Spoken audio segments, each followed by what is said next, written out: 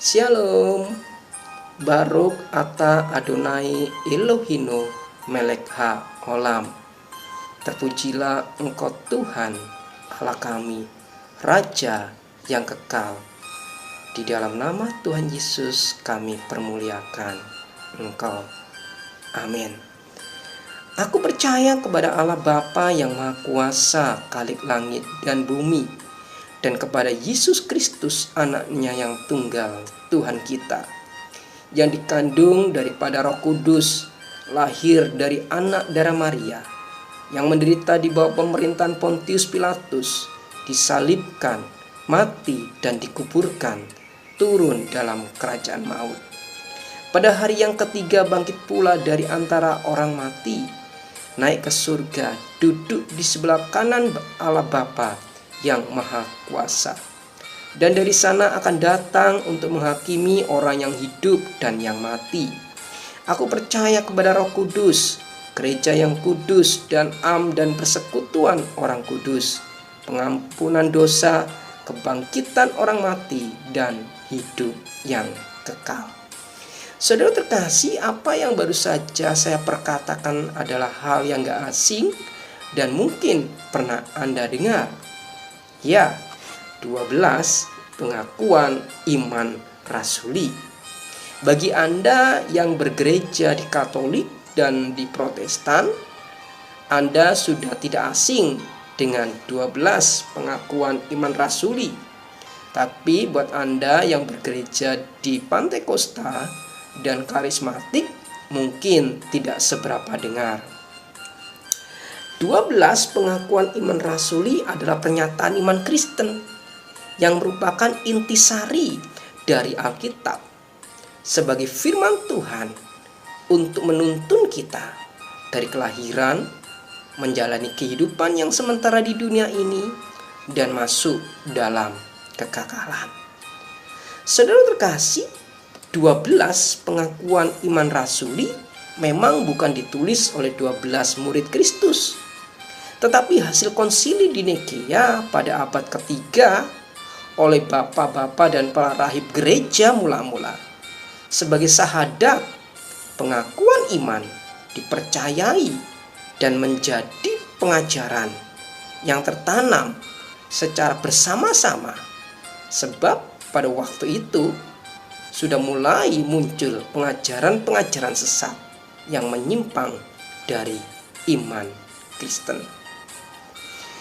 Untuk gereja Katolik dan Protestan, 12 pengakuan iman rasuli ini sering diperdengarkan pada kebaktian utama.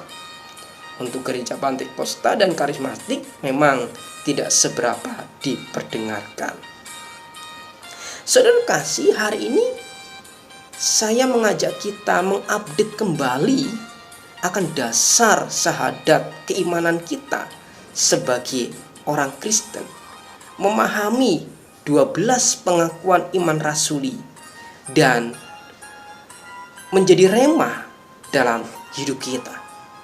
Tidak dipungkiri, orang Kristen keluar dari imannya salah satunya karena mereka tidak memahami dan mengerti akan kebenaran dalam dasar-dasar ajaran yang dianutnya.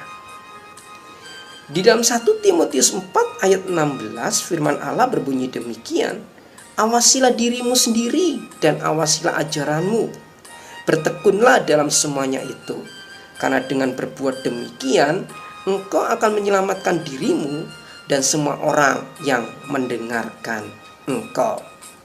Saudara terkasih, terpanggil untuk menjadi orang percaya itu memang datangnya dari Tuhan lewat bimbingan Roh Kudus. Tetapi untuk mempertahankan iman atau keluar dari jalur kasih karunia Allah, itu adalah hak kebebasan yang Bapa Surgawi berikan kepada kita. Maka jangan heran jika ada orang percaya yang keluar dari imannya, bukan karena kondisi dan lingkungan saja semata-mata, tetapi karena mereka kurang dalam memahami pengertian yang dalam akan ajaran imannya. 12 pengakuan iman rasuli yang tertanam di dalam hati, memahami arti yang terkandung di dalamnya, dan menjadi rema dalam sanubarinya adalah dasar penting bagi seorang Kristen akan kuat dan bertahan menjaga keimanannya dalam keadaan apapun. Akhir kata, ayo mentrekan 12 pengakuan iman rasuli dalam hati kita, memahaminya sungguh-sungguh dan menjadi dasar dalam kehidupan iman kita untuk memberi penjelasan kepada orang di luar kita yang mempertanyakan tentang keimanan kita. Tanpa kita sadari, kita telah mewartakan kabar baik yang menjadi kerinduan Tuhan Yesus untuk kita kerjakan dan lakukan selama kita masih ada di dunia ini. Salam dari saya, Bapak Wahyu dari Surabaya. Tuhan Yesus memberkati kita semua.